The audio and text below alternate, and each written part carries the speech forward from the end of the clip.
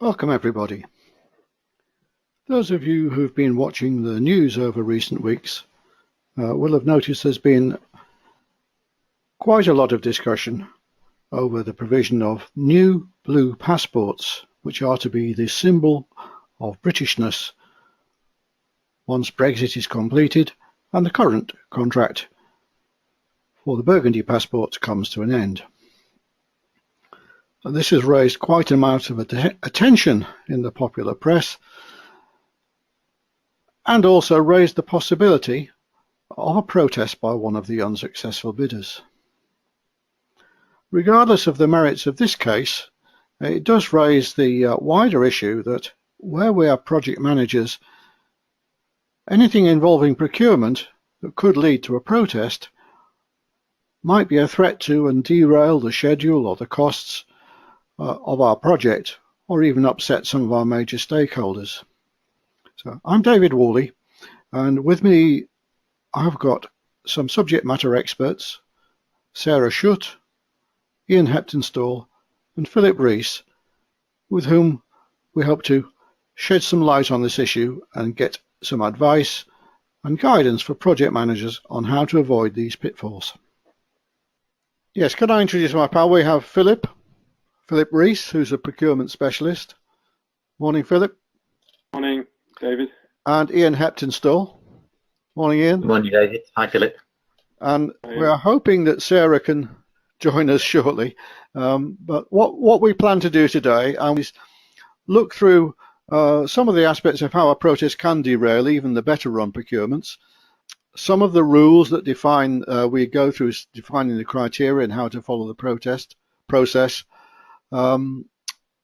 What we can do, how often protests happen, and what the impact is when there is a protest, and some of the grounds that can be used for appeal, and basis on which we can investigate aspects of offers that don't look quite right, and things that we can do pragmatically to stay out of court and the hands of the lawyers at this point. So one of the first issues that this passport affair raised was about getting the criteria right, and that's important even if you're in the private sector. It's not just public. But what do you think we can learn from what happened here? Because it seemed that this procurement may have got the best price and from the point of view of the Home Office the best value for money, but it didn't satisfy all of the stakeholders. So how do we put those criteria together, and what are the rules and processes available? Philip, perhaps you can help us kick off a discussion here. Yeah, absolutely, David. So, as you said, this particular case has been in the media quite a considerable amount.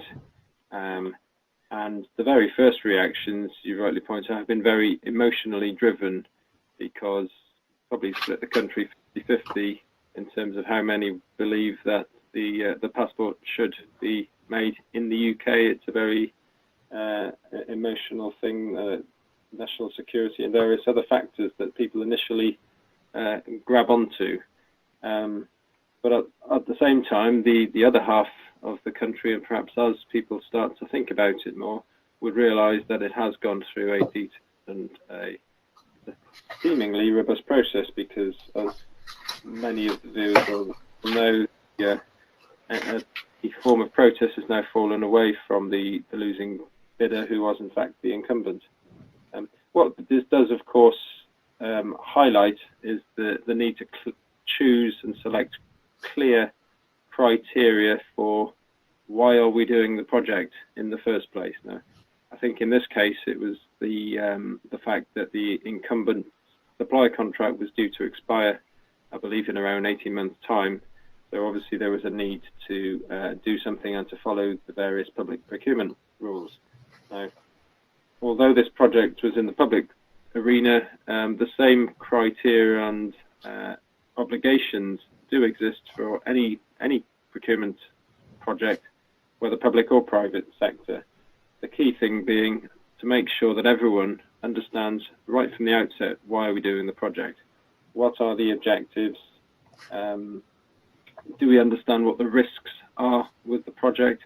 Do we understand what the benefits are that we're seeking? One of the things that obviously come out of this is that not all of the stakeholders seem to agree what the objectives are. There's a very public backlash which occurred because members of the public, or at least some of them, thought that it was very important that the passports were to be made in the UK. However, it would seem that the criteria for award didn't place too much of a value on that. There was a very heavy focus around quality, and obviously cost savings, being public money, were another factor.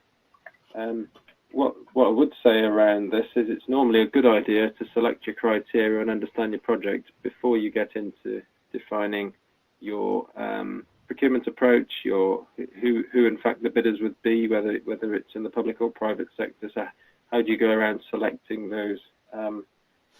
Probably bring others in on the conversation around how you then seek to weight whatever criteria you have, be it criteria around time, cost, quality, safety, social value, environment, certainty of supply, and various other factors. And each project will probably have a wide variety of factors that you can consider.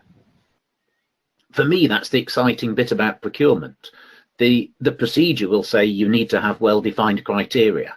However, a procedure can't tell you what those criteria should be. Just like on a project, the project team needs to agree the objectives at the beginning, and there are ways of facilitating the debate that can help it, but there's no one right answer. The team needs to come to the best solution, and very often you cannot make all the stakeholders happy either. There needs to be some degree of compromise if one wants A and one wants B, and you can't have both of them. Yeah, I think the word compromise is key there, Ian, isn't it? Because you're never going to everyone all the time. There does need to be a hierarchy of what is definitely needed, what we'd like to have, and maybe there's other things which you might have liked to have, but on this occasion we simply can't have. The important thing is obviously to try and identify what these are up front. It's not always easy to do that, as clearly in this example that we've used with the passport project, but I think there have been many cases over the years where the public have had very different example requirements after the case. And it's not just the public sector, because there's many large private sector companies that if they get it wrong, they can suffer the issues of bad or damaging publicity. I think Ronson was one of the famous examples, a throwaway comment at a meal, and he lost his job, his livelihood, and his company. So it's not only the public sector who need to be very careful about the potential PR backlash. That applies to both projects and procurement activities. For me, the bottom line is, make sure that the right people are involved, that you do encourage the debate and the discussion and the disagreement, but then come to a collective agreement of what you're going to target on this particular circumstance and what the relative importance is.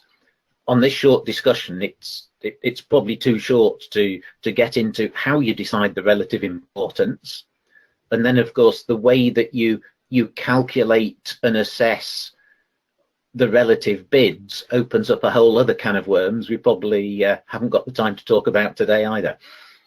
Okay, that's just before we move on to the next topic, which is what actually happens when there is a protest.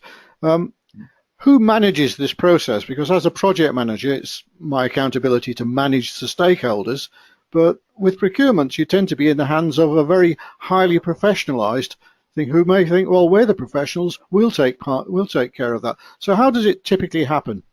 Ideally, those two should not be mutually exclusive. I've worked a lot in procurement, and there's a powerful professional methodology that I would expect to deploy.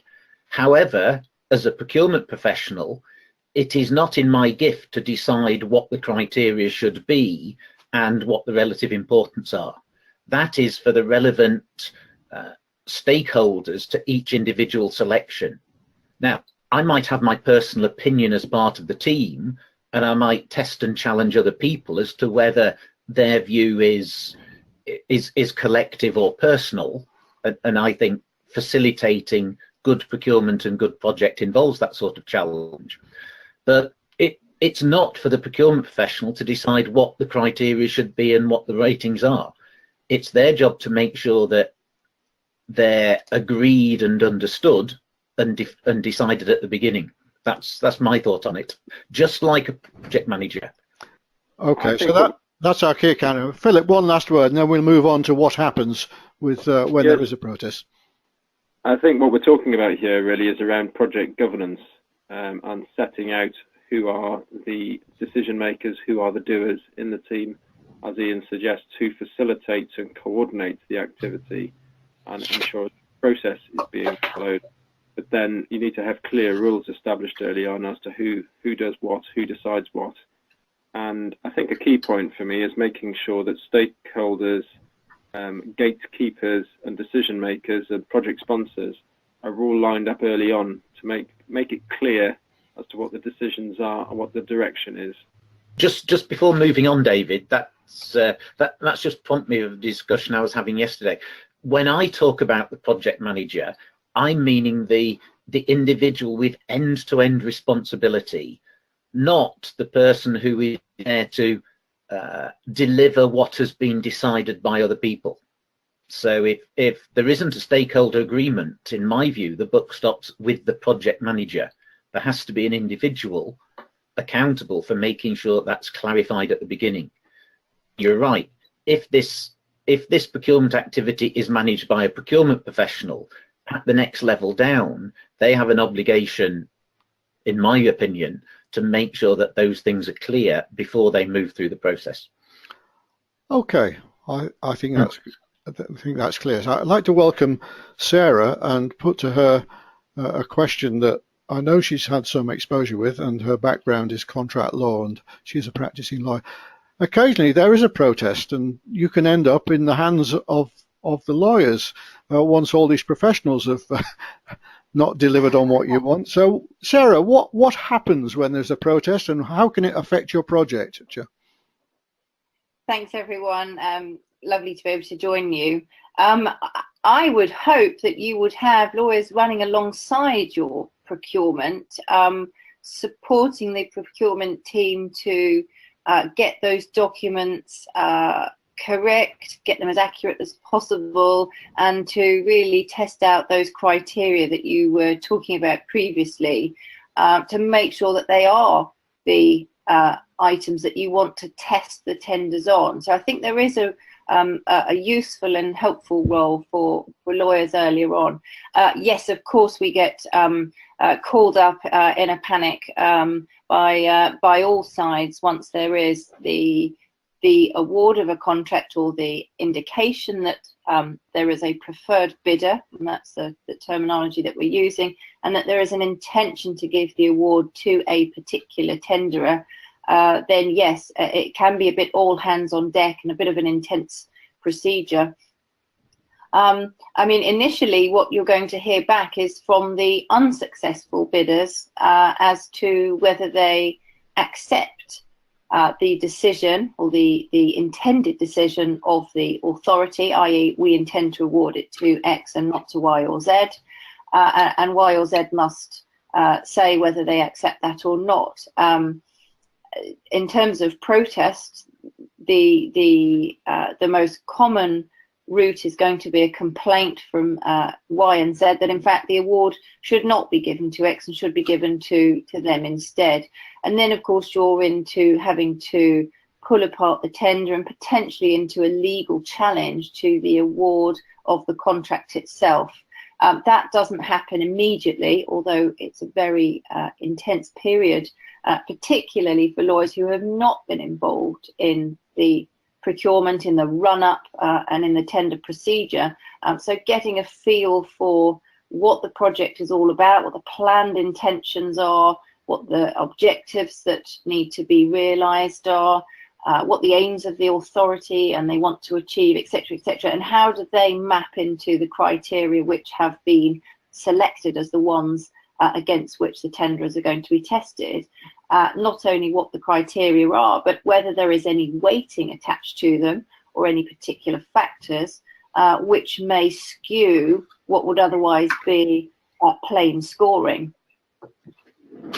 Okay, but can they not actually stop you in your tracks? Because once there is a formal protest, are you actually not prohibited from going any further and going to contract? Yes, absolutely. Yes, you're into a different procedure then, which can be terribly frustrating for a successful bidder who is keen to get on and negotiate the contract, who may have seen a draft copy of it, but for the purposes of the tender, won't have entered into any detailed or meaningful discussions on the actual terms of contract. So it can be a bit of a frustrating time for a successful bidder. It also means that that successful bidder can't go out and start loading up its resources and doing any sorts of firm plans, any lead-ins for purchases and supply chain.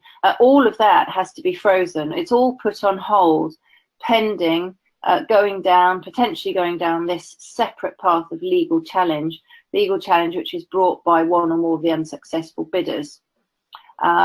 So if we do end up going down that path, then you're into court proceedings, you're into an inquiry as to the procedural propriety for awarding the contract. In other words, was the procedure correct? Were the criteria correctly applied? Was the weighting correctly done?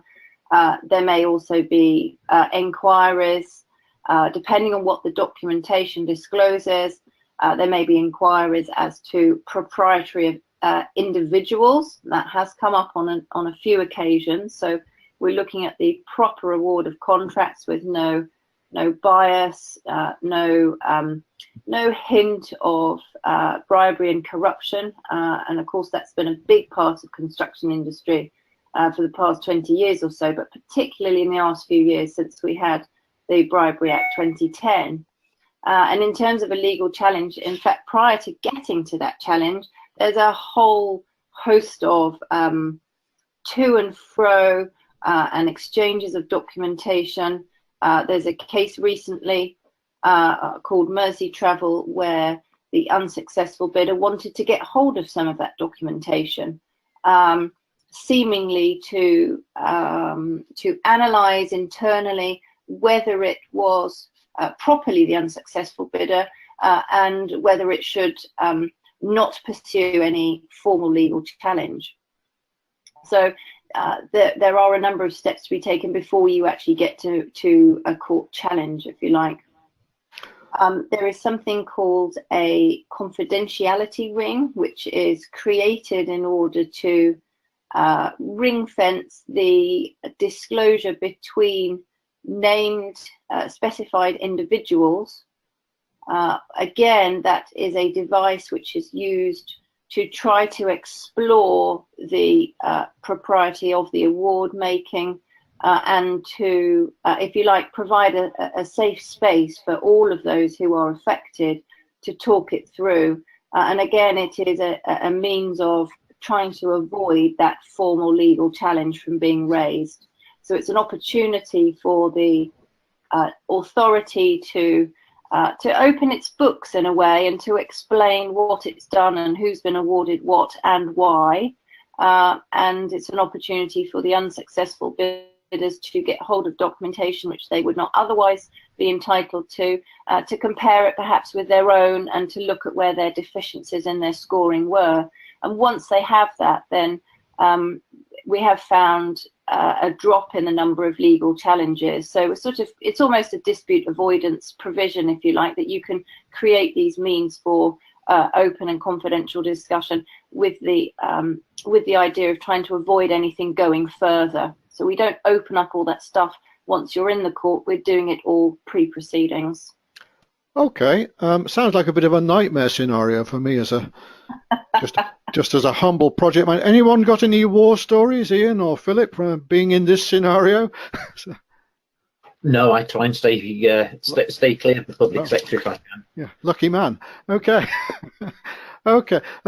One of the things that was mentioned in the De La Rue instances that they were suspicious of the low price which the winner had submitted, and I was not clear about to what extent at the award time evaluators are able to investigate what might look like a suspiciously low price. I mean, what are the grounds for appeal, and what can evaluators do to make sure that they've actually done this in a proper way and have investigated anything that might look a bit odd, even if it's very advantageous to them?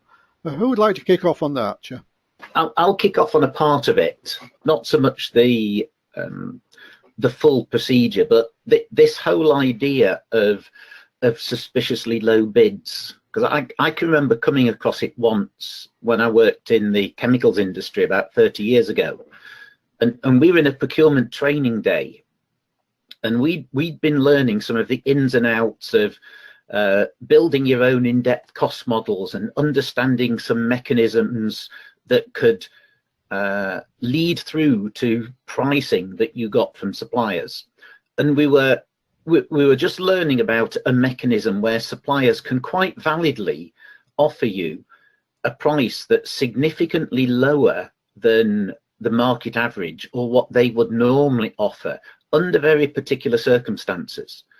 And in the coffee break after that session, one of our buyers was talking to us over coffee, and he said, I think a couple of weeks ago I made a very big mistake, because he did just what many would do. He got 4 or 5 bids. One of them was significantly lower than all the others, and his natural inclination was just to scrub it off.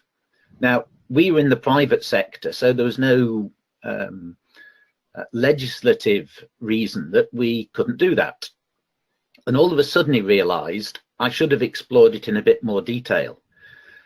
But I think the public sector has been stung so much by this sort of truism that contractors, you bid low and you claim high, which in part is a natural consequence of trying to use fixed prices for things that are quite uncertain into the future, like large construction and capital projects. But again, that's another procurement discussion. But I've seen the World Bank, for example, as part of their new procurement framework, I know has some mathematical guidance to try and say what a low bid is. And they say a price that's more than a standard deviation below the mean. Now, the problem with trying to systemize it and make it too simple is if you get 6 bids that are naturally varying, then one of them you will automatically define as a low bid. And if you're not careful in the way that you follow up and discuss that low bid, you can put people off giving you genuinely excellent value for money offers, because life just gets even more complicated than it already is, bidding and pitching in the public sector. So I think the whole idea of suspiciously low bids, which was what De La Rue originally said they were thinking about appealing on before they decided against it. That idea is quite common in the public sector. It comes from understandable worries. My own personal view is the solution is to stop using fixed prices where fixed prices are not suitable. But if you feel obliged to, you need to be very careful that the lowest bid might actually be the right value for me, and you're being conditioned by 3 or 4 suspiciously high bids. But I saw nothing in the guidance writing about suspiciously high bids as though that was acceptable. Oh, well, you mentioned something there, suspiciously high bids, which was investigated by a researcher in the Netherlands called Mr. Stilger, who looked at the way that the different formulae that are used in most economically advantageous tender evaluations, and to the extent to which they could protect you against a high bid, because bidders can game this. So it's interesting to know what you can do to protect yourself against this. Philip, you were going to come in there. Sure. Yeah. Yes, thanks, David. I think one of the important things whenever you're evaluating the cost of a bid is to spend time at the bid evaluation stage with the bidders, understanding the how they are going to deliver. There's an old adage that if it sounds too good to be true, it normally is. So there is a yes. on the procurement team and the project managers really getting to grips with how the bidder will deliver for that price. That makes perfect sense. But if at the early stages you do open up and you get 15 proposals, most procurement processors want some way of filtering them down, because to enter into detail with 15 is wasting both bidders' time and the buyer's time. How do you avoid that, Philip? Well, I think that very much comes down to selecting your process at the outset. And the more complicated and the more technically difficult a project might be, you may want to select a process whereby there's an opportunity to shortlist companies and bidders at an earlier opportunity, so you can spend more quality time. So certainly in the private sector, you're able to choose however many bidders you want very early on. There's obviously opportunities to look at competitive dialogue and other things, but also you may wish to seek to negotiate with incumbents, perhaps, particularly in the private sector, where you know where the value may be, and that might provide a far more time-effective option. The critical thing of this, of course, is making sure you have the expertise in-house to be able to do so. And quite a lot of organisations no longer have the level of expertise that they once did. So you may want to consider, as you're setting up your project, who do we actually need to evaluate this bid? Who are the experts in this industry or this sector? Coming back to an earlier point that David said, I think often the industry experts can sometimes also be blinded by norms and expectations. For me, the good procurement professional should be able to build a reasonable ground-up cost model, and in many environments that should supplement experience-based indicative price benchmarks, which give a much better feeling for the inherent value for money of proposals. And as you said, Philip, it's the best basis for entering into a robust techno-commercial discussion to understand a proposal. If you don't know what you're buying and all you can do is see a number, then that's a very high-risk procurement environment. And relying on bids of suppliers to define value for money for you, again, it's a high-risk environment that often leads to paying far much more for goods and services than you need to. I would agree with that entirely. From my perspective, I often see procurement being tackled almost back to front, and it's a great shame, as Philip has said, that there aren't more procurement specialists within the authorities who are holding the purse strings and who are wanting projects, although they don't often know exactly what they want from their projects. And there has to be mature conversations between those who are able to supply the goods and the services and the works that are needed. And of course, they are in the best position to be able to do that. But in conjunction with the authority who says, well, we think we want something like this, but we're going to need some help in order to do that. And that's where your two-part tender or ECI model, early contractor involvement model, can be really helpful as well. I think it's also a bit of a shame that there is not more sophisticated approach by authorities to their criteria and their scoring profiles. It is true, of course, that in the public sector, the public contracts regulations give a very rigid structure and procedure and process for authorities to follow. But it seems to me that sometimes that is followed doggedly without any particular professional judgment applied to it. That's not to say that one should be reckless and step outside of the regulations, of course not. And in the private sector, one can do what one likes, say for anything which is illegal or improper. But the private sector has some parallels with the public sector, of course, because it needs to provide value to its shareholders. The shareholders of the public sector are the taxpayers. The shareholders of the private venture are whoever they are. But they each need to feel that they're getting good value from their projects. If the project is not well defined, how can it be well tendered for? So we immediately step into a problem if the starting point from the awarding authority, whether it be public or private sector, it is not terribly well set out or thought out, or has not been very well consulted on before embarking on that process. And for me, that's where I see the mismatch of expectations. And I'm sure that it accounts for a lot of issues with regard to tender costs. And that's where you get fluctuations and underpricing on some elements and overpricing on others. Because if the contracting tenderers can't get hold of, can't understand what they're supposed to be bidding for, then they're going to be bidding in the dark almost. They're either wildly over or wildly under. And either way is not good for the awarding authority or for the contractor. I think that's a very interesting concept, Sarah, that you introduced there about procurement being done backwards. There isn't. I'll bring another adage in around the 5 Ps, which is around poor planning leading to poor performance.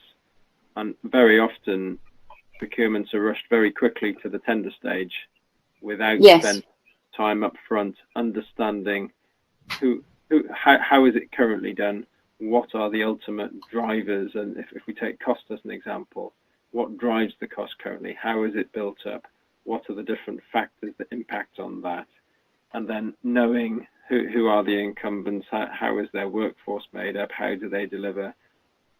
If we do go out to tender, what do the competitors do? Do they actually do something different, or are they all doing exactly the same thing? In which case, where is the value coming from? And then you can start to look at, okay, if we're trying to differentiate here, because whether it's public or private sector, ultimately, as you said, they want to see value. What you don't necessarily want to do is to have a homogenized market where everybody just bids the same thing. So although we are generally inclined to be skeptical sometimes of low bids, sometimes it is the right thing because actually a company has come in, or the supplier, the bidder has come in and worked out how they can do it differently. You understand that's really exciting. I have a client at the moment who is in that same position, who is a successful bidder on a contract, but who is currently being frozen on that award of contract because of a potential legal protest. But they have come in and they have presented to the authority something which is extremely exciting. I find it exciting as a lawyer, so it must be exciting. A creative way, a new energetic way of doing these works and delivering these services in a different way. It's not rocket science in that it's magical and nobody's ever done it before, but they have really thought long and hard. And they're a regular client of mine. I was actually very proud of them that they spent a lot of time carefully analysing what they thought the authority wanted from them, and then presenting them with, well, this is what we think you want, and that's fine, and it's going to cost this, and this is the programme that will attach to it.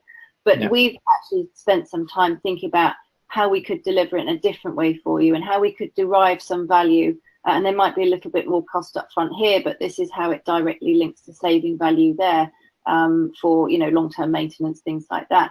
It's extremely exciting to see contractors who are prepared to go a little bit left field and to stick their necks out into a market, especially where the incumbents are doing the same thing as they've always done, trundling along probably fairly satisfactorily most of the time, but not really producing anything other than adequate services. And it's a difficult thing for the public sector in particular, because it tends to be less dynamic than private sector, and maybe that's because of private sector investors are more questioning of share value and dividend value and cost and overheads and all that kind of thing. And the public sector probably has less inquiring minds. Not to say that the minds are not good minds, but they tend to be less inquiring as a critical friend, if you like.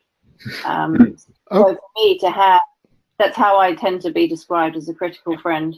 And right, and it should be. You need to have people on the team who aren't just going to be yes people, but who are going to say, you know what, we should look seriously at this one because this one is doing it differently, and the cost may be slightly lower or slightly higher, but you know, this is where this blends right back into your scoring and a bit more of a sophisticated approach about deriving value from private expertise into the public sector, or back into the private sector in a place where that particular private sector doesn't have that expertise. Yeah, and there's a long-term potential negative consequence if this mindset of sort of the John Ruskin view on